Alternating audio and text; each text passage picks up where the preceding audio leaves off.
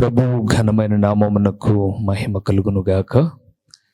మన ప్రభువును రక్షకుడునునైన యేసుక్రీస్తుల వారి యొక్క ప్రశస్తమైన నామమునకి మహిమ, ఘనత, ప్రభావములు యుగ యుగములకు కలుగునుగాక. సర్వాధికారి అయిన దేవుడు ఆయన యొక్క గొప్ప కనికరమును బట్టి మరొక శ్రేష్టమైనటువంటి శుభదినములో దేవుని మాటలు మనము ధ్యానం చేయుటకు దేవుడు మనకిచ్చినటువంటి ఈ గొప్ప సదవకాశమును బట్టి దేవాది దేవునికి ఎంతగానో స్తుతులు చెల్లించబద్దులమై ఉన్నాము. అదే సమయంలో ప్రతిదినము దేవుని వాక్యం వింటూ ఆత్మీయముగా బలపరచబడుతున్న దేవుని ప్రియబిడలైన మీ అందరికీ కూడా ప్రభు అయిన యేసుక్రీస్తు పేరట వందనములు తెలియచేయచ్చు ఉన్నాను. ప్రభునందు ప్రియమైన వార్లారా, దేవాది దేవుని యొక్క మహా కనికరాన్ని బట్టి దినదిన ఆయుష్ను, ఆరోగ్యమును దేవుడు మనకు అనుగ్రహిస్తూ దేవుని యొక్క పరలోకపు సంగతులను ధ్యానము చేస్తూ మన ఆత్మీయ జీవితాన్ని ముందుకు నడిపించుకోవడానికి ప్రభు ఇచ్చినటువంటి ఈ గొప్ప సదవకాశము కొరకు దేవాది దేవుని మనం ఎంతగానో స్తుతించబద్దులమై ఉన్నాం.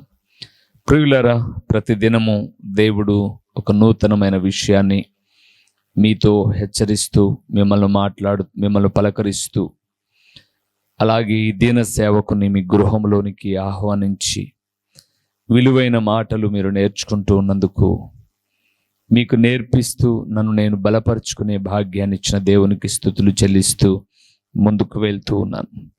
ఈ దినమున ప్రభు పాదాల చెంత మాట్లాడుతూ ఉన్నప్పుడు ఆయన మీతో చెప్పమన్న అంశభాగము ఏమిటి అనగా, దేవుడు మనకు నీడగా ఉంటే కలిగే మేలులు ఏవి? నీడ. భార్యాభర్తలను ఈ లోకములో దంపతులుగా జతపరిచినప్పుడు ఒకరికొకరు తోడుగా, ఒకరికొకరు నీడగా ఉండండి అని చెబుతారు. నీడ అనేది చాలా ప్రాముఖ్యమైనది ప్రియులారా. బైబిల్ గ్రంథంలో హోషేయ అనే భక్తుడున్నాడు. 13వ అధ్యాయములో ఆయన మాట్లాడుతూ అంటాడు, మహా ఎండకు కాలిన అరణ్యములో నిన్ను స్నేహించిన వాడను నేనే అని అన్నాడు. ఈ ఎండకు నేను నీకు స్నేహముగా ఉన్నాను అని, అంటే నీడగా ఉండుట. నిజమే ప్రియులారా, ఇప్పుడు మనమేం వేసవి కాలంలో లేము, కానీ ఏది ఏమైనా కొంత ఎండలో మనం ఉండడానికి ఇష్టపడం. పనిచేసేవారు సైతం ఎండలో పని చేస్తూ ఉన్నప్పుడు సమీపంలో చెట్టు నీడనో గోడ నీడనో ఆశ్రయించి కొంత సేదదీరాలి అని అనుకుంటారు. నీడ అనేది మనిషికి విశ్రాంతికి సాదృశ్యంగా ఉంది. బైబిల్ గ్రంథంలో దేవుని నీడలో ఉన్న బిడ్డలు గొప్ప మేలులు పొందుకున్నట్లుగా లేఖనాల్లో మనం చూస్తాం. రండి వాక్య భాగంలోనికి వెళ్దాం. కీర్తనల గ్రంథము 121వ కీర్తన 5వ వచనాన్ని ఒక్కసారి మనం చూద్దాం ప్రియులారా. యెహోవాయే నిన్ను కాపాడువాడు, నీ కుడి ప్రక్కను యెహోవా నీకు నీడగా ఉండును. చాలు ప్రియులారా. కీర్తనాకారుడు, దేవుని దాసుడు, యాత్ర కీర్తన అని రాయబడింది. యాత్ర కీర్తన కొన్ని సొలొమోను గారు రచించినట్లుగా కొన్ని ఆధారాలు బైబిల్ గ్రంథంలో మనం చూస్తాం. అలాగని అన్ని సొలొమోనే రచించాడని కాదు, దావీదు కూడా రచించినట్టుగా 122వ కీర్తనలో నుంచి మనం చూస్తాం. కాబట్టి రచించినది ఎవరైనా కీర్తనాకారుడు. ఈ 121వ కీర్తన క్రైస్తవ లోకానికి సుపరిచితమైనటువంటి కీర్తన. ఎందుకంటే వారి వాహనాల మీద నీ రాకపోకల యందు యెహోవా నీకు నీడగా ఉండును లేదా నిన్ను కాపాడును అనే మాటను మనం ఇందులో నుంచే మనం ఆయా వాహనాల మీద రాసుకోవడం, ప్రయాణమయ్యేటప్పుడు ఎవరైనా దైవ సేవకులతో ప్రార్థన చేయించుకునేటప్పుడు ఇదే 121 వచనంలో ఉన్నటువంటి కీర్తన, నీ రాకపోకల యందు యెహోవా నిన్ను కాపాడును, ఇది మొదలుకొని అనే వాక్యాన్ని జోడించి ప్రార్థించడం మనం చూస్తూ ఉంటాం. అలాగే ఈ 121వ కీర్తన కొంత సుపరిచితము అని ఎందుకన్నాను అనంటే, చాలా చక్కటి విషయాలు ఇందులో రాయబడి ఉన్నాయి. పగలు ఎండ దెబ్బైనను నీకు తగులదు, రాత్రి వెన్నెల దెబ్బైనను నీకు తగులదు అని చెప్పే మాటలు, ఇశ్రాయేలును కాపాడువాడు కునుకడు నిదురపోడు అనే పదము ఈ 121వ కీర్తనలోనిదే. అందులో మనము ధ్యానం చేసిన 5వ వచనాన్ని మనం చూస్తే, నీ కుడి ప్రక్కను యెహోవా నీకు నీడగా ఉండును అన్నాడు. ప్రభువునందు ప్రియమైనటువంటి వారులారా, దేవుడు మనకట ప్రక్కన నీడగా ఉండేవాడు. అవును, నీడ అనేది విశ్రాంతి అని ఇదివరకే మీకు జ్ఞాపకం చేశాను. మనము ఎప్పుడైనా నీడకు వెళ్ళాలి అనంటే, బాగా గుర్తుపెట్టుకోండి, మనం ఎప్పుడైనా నీడకు వెళ్ళాలి అంటే మనతో పాటు ఉన్న ఎత్తు దగ్గరికి వెళ్తే నీడ దొరకదు మనకు. ఉదాహరణకు మనం 5 అడుగులు ఉన్నాం, 5 అడుగులు గోడ దగ్గరికి వెళ్తే నీడ దొరకదు, 5 అడుగులు చెట్టు దగ్గరికి వెళ్తే నీడ దొరకదు. మనం నీడ కావాలి అని అంటే ఎప్పుడైనా మనకైనా ఎత్తైనటువంటి స్థలానికి మనం వెళ్ళాలి. ఉదాహరణకు మనం 5 అడుగుల 5 అంగుళాలు ఉన్నాము అనంటే మనకు నీడ కావాలంటే కనీసం ఒక 6 అడుగులైన ఎత్తు కలిగిన గోడ దగ్గరికి వెళ్తే మనల్ని నీడ కవర్ చేస్తుంది. 6 అడుగులున్న చెట్టు దగ్గరికి వెళ్తే 5 అడుగులు 5 అంగుళాలు ఉన్న మనకు నీడ కవర్ అవుతుంది. అంటే నేను ఇక్కడ చెప్పాలనుకున్న విషయం ఏంటంటే, నీడ అనేది ఎప్పుడు కూడా మనకన్నా ఎత్తైనది. ఎత్తైన చోటుకు వెళ్తేనే మనము నీడకి వెళ్తాం. అందుకే కీర్తనాకారుడు చాలా సందర్భాల్లో ఆయన నాకు ఎత్తైన కోట అని అన్నాడు. అంటే కోట నీడలో విశ్రమించవచ్చు, కోట నీడలో ఆయన సేదతీరవచ్చు. ఇలాంటి ఎన్నో ఆలోచనలతో కీర్తనాకారుడు చెబుతూ వస్తాడు. అయితే ఈరోజు మనము ఆయన కుడి ప్రక్కన నీకు నీడగా ఉండును అంటే, ఆ నీడ మనకి ఏం మేలు చేస్తుందో కొన్ని విషయాలు మనం చూద్దాం.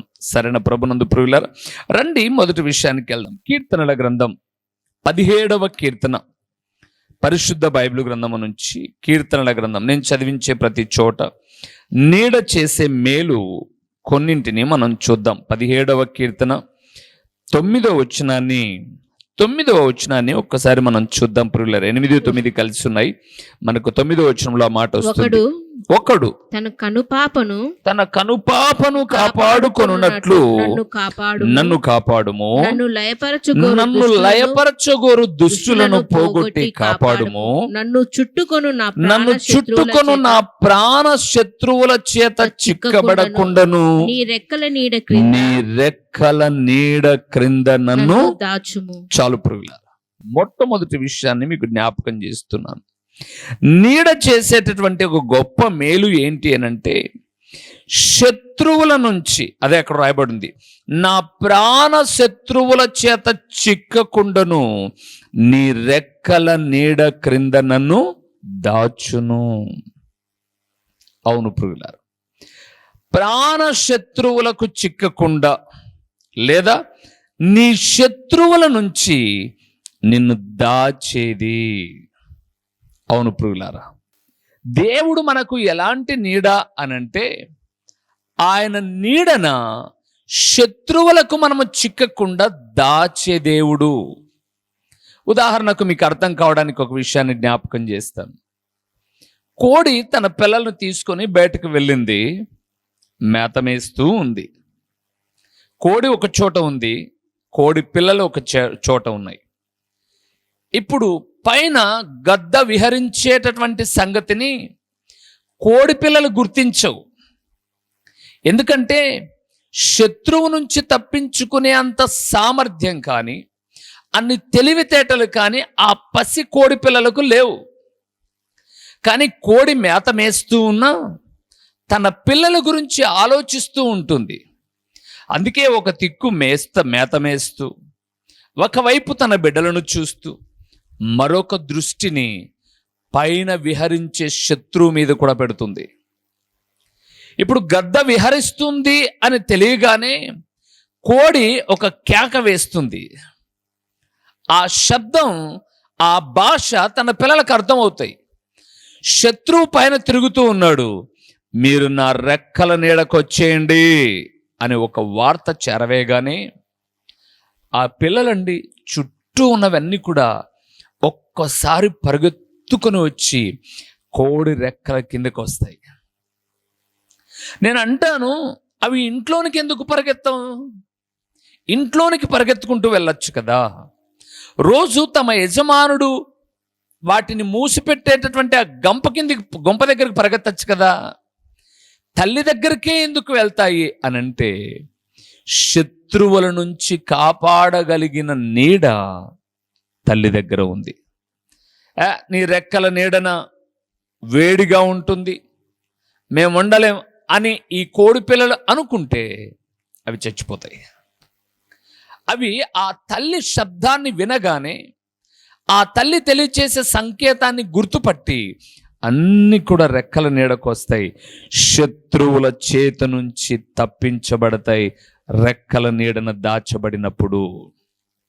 ఈరోజు ప్రభునందు ప్రియులారా, లోకములో అపవాది గర్జించు సింహం వలె ఎవడిని మింగుదునా అని కలయి తిరుగుతూ, మన శత్రువైనటువంటి అపవాది తిరుగుతూ ఉన్నప్పుడు అనేక పర్యాయములు నా ప్రభుల వారు హెచ్చరించే హెచ్చరికలు నిన్ను దాచడానికి అన్న సంగతిని మర్చిపోమాకు. అందుకే ఈ 17వ కీర్తనలో దావీదు చేస్తున్న ప్రార్థనల యందు చాలా చక్కటి మాటలు మాట్లాడతాడు. 5వ వచనంలో అంటాడు, నీ మార్గముల యందు నా నడకలను స్థిరపరుచుకొని ఉన్నాను కాబట్టి నా కాలు జారలేదు అని అంటాడు. ఇక అంతెందుకు, మనం చదివిన 9వ వచనాన్ని చూస్తే అని అంటాడు, శత్రువుల నుంచి దేవుడు తన నీడను ఎలాగ కాపాడుతాడు అని చెప్పాడు అంటే, ఒకడు తన కనుపాపను కాపాడుకొనున్నట్లుగా నన్ను నీ శత్రువుల అంటే నా శత్రువుల నుంచి నీ రెక్కల నీడకొచ్చినప్పుడు నన్ను కాపాడు ప్రభువా, కనుపాపను కాపాడునట్లు. అవునండి, మనకున్న ఈ కన్ను మెదడుతో అనుసంధానం చేయబడింది కదండి, ఈ యొక్క నరాలన్నీ కూడా. అందుకే ఏదైనా ఒక కట్టెను చీల్చేటప్పుడు, ఎక్కడైనా రోడ్లో వెళ్తున్నప్పుడు, ఒక దుమ్ము ధూళి పని ఏదైనా జరుగుతూ ఉన్నప్పుడు, ఏదైనా ఒక చిన్న అణువు అంతది రేణువు మాదిరిగా మన కంటి మీదకి వస్తుంటే వెంటనే కనుపాప మెదడుకు సంకేతాన్ని పంపిస్తుంది. మెదడు నుంచి కనుపాపకు సంకేతాలు వస్తాయి. రెండు ఒకదానితో ఒకటి అనుసంధానం అయిపోయి వెంటనే లోపల ఉన్న కనుపాపకు దెబ్బ తగలకోకుండా చేయడ్డు పెట్టుకోవడమో, కను కప్పేసేసుకోవడమో ఆశ్చర్యమైన రీతిలో కార్యం జరుగుతాయి ప్రియులారా. ఇప్పుడు దేవుడు అంటున్నాడు, కనుపాపను కాపాడినట్లుగా మన ప్రియ ప్రభుల వారు మన శత్రువుల నుంచి తన నీడకు చేరేవారిని కాపాడే దేవుడు. రెండవది, ఆయన నీడను ఏముందో చూస్తామా? ఒకసారి పరమగీతానికి వెళ్దాం ప్రియులారా. పరమగీతము అంటే ప్రసంగి గ్రంథం తర్వాత వస్తుంది, యెషయా గ్రంథానికి ముందు ఉంటుంది. పరమగీతము 2వ అధ్యాయము 3వ వచనాన్ని మనం చూద్దాం. 3వ వచనం, నీడ చేసే మేలేంటో. అడవి వృక్షములలో జల్దరు వృక్షం ఎట్లున్నదో పురుషులలో నా ప్రియుడు అట్లున్నాడు. ఆనందభరితనై నేనతని నీడను కూర్చుంటిని. అతని ఫలము నా జీహకు మధురము. చాలు ప్రియులారా, ఇక్కడ జ్ఞాని అయినటువంటి సొలొమోను ఈ పరమగీతాన్ని రాస్తూ ఉన్నప్పుడు మొదటి అధ్యాయాన్ని మీరు గమనిస్తే ప్రభునందు ప్రియులారా, చాలా చక్కటి విషయాలు అందులో కనిపిస్తాయి. ఏంటి అనగా, మొదటి అధ్యాయము నుంచి శోకముతో కూడిన సంగతులు కొన్నిటిని తెలియచేస్తాడు ఈ యొక్క గ్రంథకర్త. ఇక్కడ 3వ వచనాన్ని చూస్తున్నప్పుడు ఆయన అంటున్నాడు, ఆయన నీడలో ఏముంది అని అంటే శోకము నుంచి విడుదల కలిగి. 4వ వచనంలో రాయబడింది, విందుశాలకు అతడు నన్ను తోడుకొని పోయెను అని అంటాడు. ప్రభునందు ప్రియులారా, నీడలో శోకము నుంచి విడుదల ఉంది. అవును ప్రియులారా, ఇప్పుడు అన్ని వనరులు వసతులు మనకు ఉన్నాయి, కానీ పూర్వపు దినాలలో ప్రయాణాన్ని కొనసాగించడానికి ఎక్కువ శాతం కాలినడకన. నాకు బాగా గుర్తు, మేము చిన్నగా ఉన్నప్పుడు, చాలా చిన్నగా ఉన్నప్పుడు అని అన్నాను. అప్పుడు ఎక్కడికైనా వెళ్ళాలి అంటే ఈరోజు మాదిరి ఆటోలు, స్కూటర్లు, కార్లు, సౌకర్యవంతమైన బస్సులు ఉన్నటువంటి రోజులు కాదు. నేనేం మళ్ళా ఎక్కువ ఏళ్ళది చెప్పట్లేదు, 85, 86 ఆ ప్రాంతపు సంఘటన విషయాలు మీతో మాట్లాడుతూ ఉన్నాను. అప్పుడు ప్రియులారా, ఎక్కడైనా వెళ్ళాలి అని అంటే చిన్నపిల్లలమైతే ఎత్తుకునేవాళ్ళు తల్లిదండ్రులు. కొంత ఊహొచ్చి 3-4 తరగతులు చదివేటప్పుడు, లేదా 4-5 తరగతులు చదివేటప్పుడు 10 ఏళ్ల పిల్లవాడిని ఎలాగెత్తుకుంటారు? అప్పుడు ఎండకు నేను నడవలేము అని మనం సొమ్మసిల్లిపోతే తల్లిదండ్రులు ఏం చెప్పేవాళ్ళు, మన పెద్దలు ఏం చెప్పేవాళ్ళంటే, ఇంకా కొంత నడువునైనా నీడ వస్తుంది. అంటే శోకములో ఉన్న వ్యక్తికి నీడ ఆదరణ ఇస్తుంది, నీడ విందులాగా ఉపయోగపడుతుంది అని అర్థం. నిజమే కదండి? ఈరోజు కూడా అప్పుడప్పుడు నేను ఎక్కడైనా పరిచర్య నిమిత్తమై బయటికి వెళ్తూ ఉన్నప్పుడు, కొన్ని పల్లెలకు, పట్టణాలకు వెళ్తున్నప్పుడు, స్కూటర్లో వెళ్తున్నప్పుడు, పిల్లల పాఠశాలలు, కొన్ని ఊర్లలో హై స్కూల్స్ ఉండవు. హై స్కూల్కి వెళ్ళాలంటే ఎలిమెంటరీ స్కూల్ వరకు వాళ్ళ ఊర్లోనే ఉంటుంది. హై స్కూల్కి వెళ్ళాలంటే 3-4 కిలోమీటర్లు నడిచి పక్క ఊర్లకు వెళ్ళాలి. అలాగ వెళ్ళేటప్పుడు పిల్లలు ఆ దారులలో అక్కడక్కడ చెట్టు కింద కొద్దిసేపు నిలబడుతూ వెళ్తూ ఉంటారు, లేదా వచ్చేటప్పుడు అని. ఎందుకు అనంటే వారు ఆ ఎండ తాకిడికి, శోకానికి గురై అబ్బా అని కొంత రిలాక్సేషన్ అవ్వడానికి నీడకు రావడం. ప్రభునందు ప్రియులారా, నీడ శోకము నుంచి విడిపిస్తుంది. ఇక ప్రభు యొక్క నీడను గురించి మాట్లాడుతూ వచ్చాడు. అక్కడ మీరు 3వ వచనం చూసేలా లేదు. పురుషులలో నా ప్రియుడు ఎట్లున్నాడు? వృక్షములలో జల్దరు వృక్షం ఎట్లున్నదో పురుషులలో నా ప్రియుడు అట్లున్నాడు. ఆనందభరితనై నేను అతని నీడన కూర్చుంటిని. ప్రభునందు ప్రియులారా, కొన్ని పర్యాయములు పెద్దగా ఉన్నటువంటి మన తల్లిదండ్రులు ఎక్కడైనా లైన్లో నిలబడ్డామనుకోండి, పిల్లవాడు కూడా లైన్లో నిలబడాల్సి వచ్చింది అనుకోండి, తల్లిదండ్రులు ఏం చేస్తారు? వారు ముందు నిలబడి వారి ముందు పిల్లలను పెట్టుకుంటారు. అంటే ఆ ఎండ తమ పిల్లలకు పడకోకుండా ఈ తల్లిదండ్రుల నీడ పిల్లల మీద పడాలని నేను జ్ఞాపకం చేస్తున్నాను. నువ్వు కన్నా నీ పిల్లలకి నీడ కలగడానికి నువ్వు అన్ని ప్రయత్నాలు చేస్తే, నీ కొరకై ప్రాణం పెట్టి తిరిగి లేచిన ప్రభువట లేఖనం సెలవిస్తుంది, తన నీడను నీకు విశ్రమింపచేసేవాడుగా ఉన్నాడు.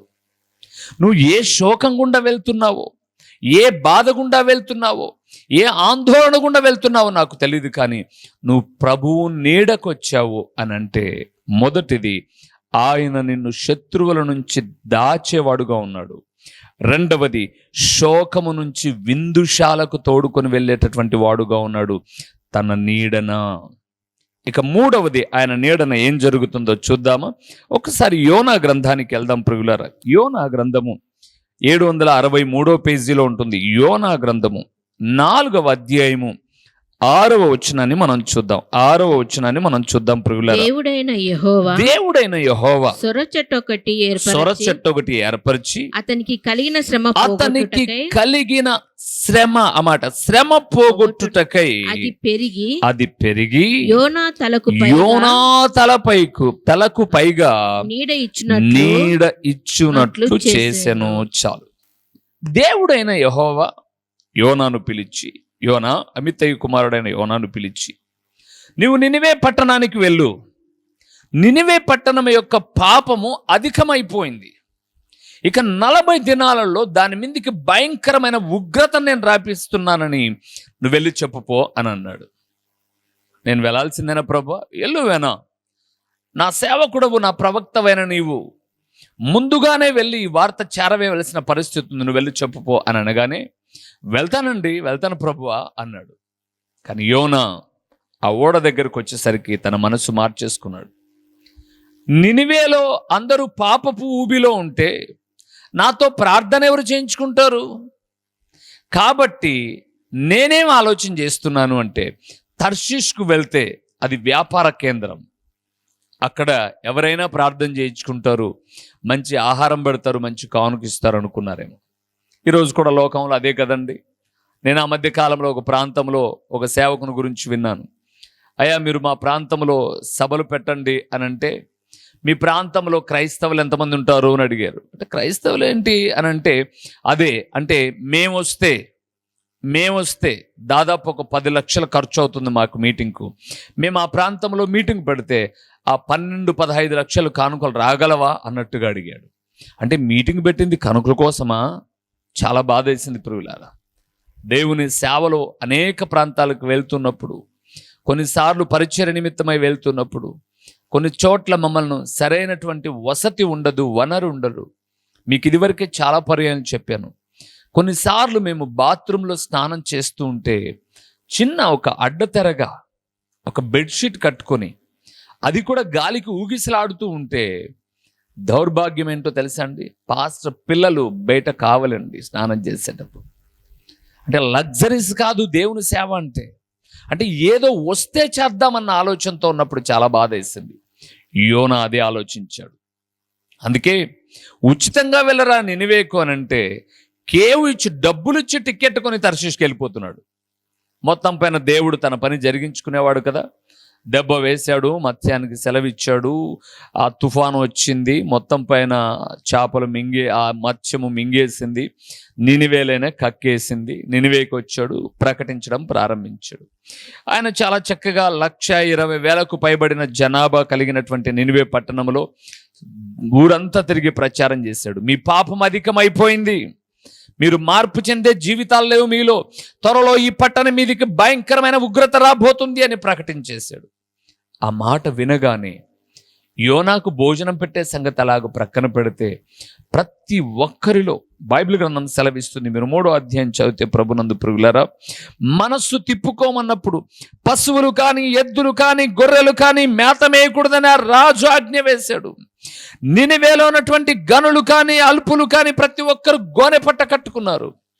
భయాందోళనతో మనస్సు మార్చుకొని, నిజమే ప్రభువా, మేం చేసింది పాపమే, మమ్మల్ని క్షమించు, ఇక మరలా అలాంటి పాపపు ఊబిలోనికి మేము వెళ్ళము అని పశ్చాత్తాపపడి ఆహార నీళ్లను మానివేసి అందరూ కూడా గోనె పట్ట కట్టుకొని ప్రభు వైపు తిరిగారు. అప్పుడు యోనా ఉద్దేశం ఏంటో తెలుసా? నేను ప్రకటించాను, ఇప్పుడు దేవుడు ఏం చేయాలి? ఈ పట్టణాన్ని నాశనం చేయాలి. వెళ్ళాడు ఊరిపైకి ఎక్కి, ఆ ఊరి బేట ఎక్కి ఒక పర్వతం మీద కూర్చొని, ఇంకా దేవుడు పాడు చేయడేంటి, ఈ దేవుడు ఇంతే చెప్తాడు కానీ చేయడు, దయగలిగిన వాడు అన్న ఆలోచనలో ఉంటే దేవుడు ఆయన కటాక్షము కలిగిన వాడు అని తెలియచేయడానికి అతను కూర్చున్నటువంటి స్థలములో ఆ ఒక చక్కటి సొర చెట్టును మొలిపించాడు. ప్రియులారా, సొర చెట్టును మొలిపించాడు. ఆ సొర చెట్టు అలాగలాగలాగ సాయంత్రం అల్లుకుపోయింది.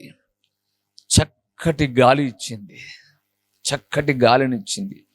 చల్లటి నీళ్లకు పడుకుండిపోయాడండి. ఎంత చక్కగా ఉందో. 5వ వచనం చూస్తే, పందిలు వేసుకొని ఉంటే ఏం జరుగుతుందో అని చూస్తామని ఉంటే సొర చెట్టు ఒకటి ఏర్పరిస్తే అతని శ్రమంతా పోగొట్టే రీతిగా తలకు పైగా నీడనిచ్చింది, చల్లటి గాలి వీచింది.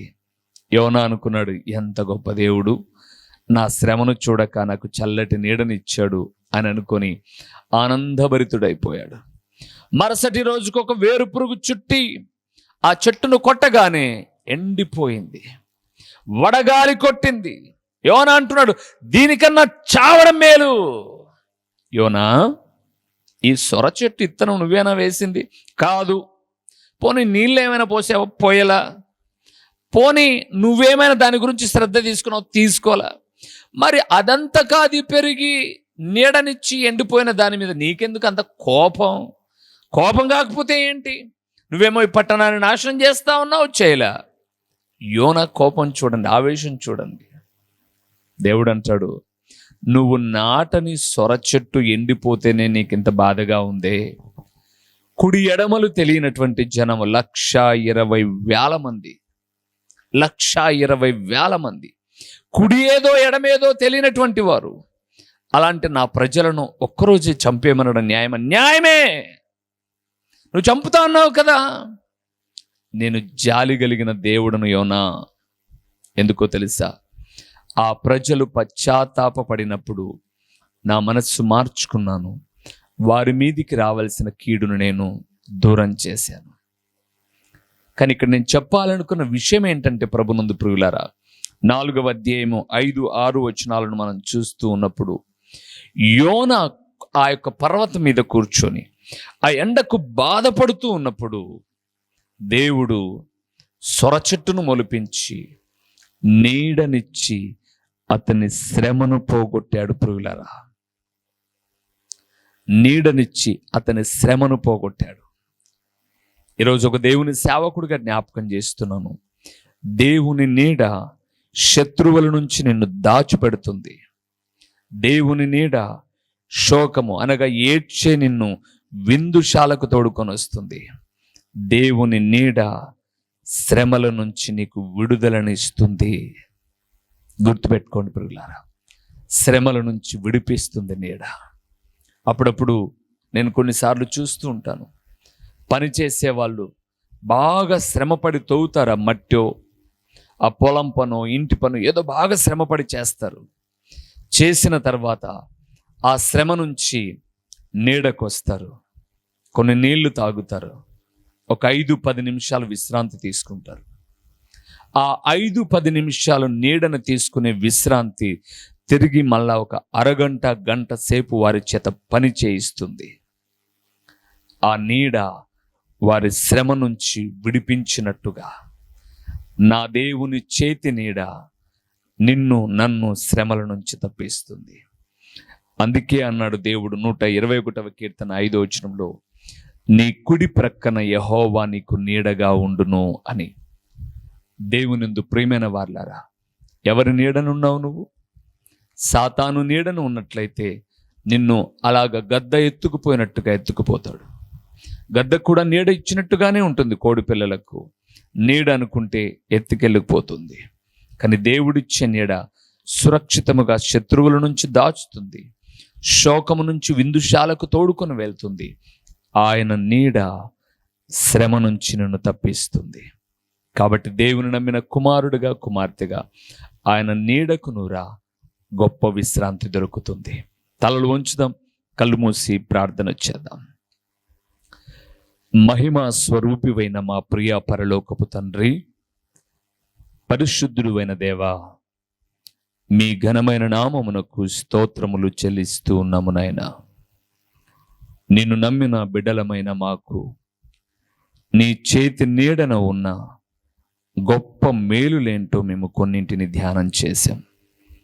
నిజమే నాయనా, మేము అపవాది నీడకు వెళ్ళక మీ నీడన గొప్ప ఆదరణ పొందడానికి, మీరు చెప్పినట్లుగా శత్రువుల నుంచి దాచబడ్డానికి, శోకము నుంచి విందుశాలకు తోడుకు వెళ్ళడానికి, శ్రమల నుంచి విడిపించబడ్డానికి మీ నీడన మమ్మలను ఆదరించండి. ఓ తండ్రి, ప్రకటించబడిన ఈ పరలోకపు సంగతులు వ్యర్థముగా పోకుండా సారవంతమైన నేలను పడిన విత్తనము వలె 30 60 100 ఫలింపచేసి నీ ప్రియబిడ్డలు, వాక్యమున్న ప్రియబిడ్డలు ప్రకటించిన దీన సేవకుని ఎల్లప్పుడూ నీ నీడన దాచి మహిమ పొందమని నిరంతరము స్తోత్రార్హుడైన దేవుడైన మీకు స్తుతులు చెల్లించుకుంటూ ఈ మనవులన్నీ కూడా మా ప్రభువును మీ ప్రియ కుమారుడును నైనా యేసుక్రీస్తుల వారి యొక్క ప్రశస్తమైన నామములో దీన మనస్సుతో అడిగి పొందియున్నాము తండ్రి, ఆమేన్. మా చిరునామా దైవజనులు బ్రదర్ ఓ రూబేన్ గారు, క్రీస్తు ప్రార్థనా మందిరం, డోర్ నెంబర్ 1-10-386, నగరిగుట్ట, పులివెందుల, కడప జిల్లా. మీ ప్రార్థనా అవసరాల కొరకై సెల్ నంబర్ 9989067409.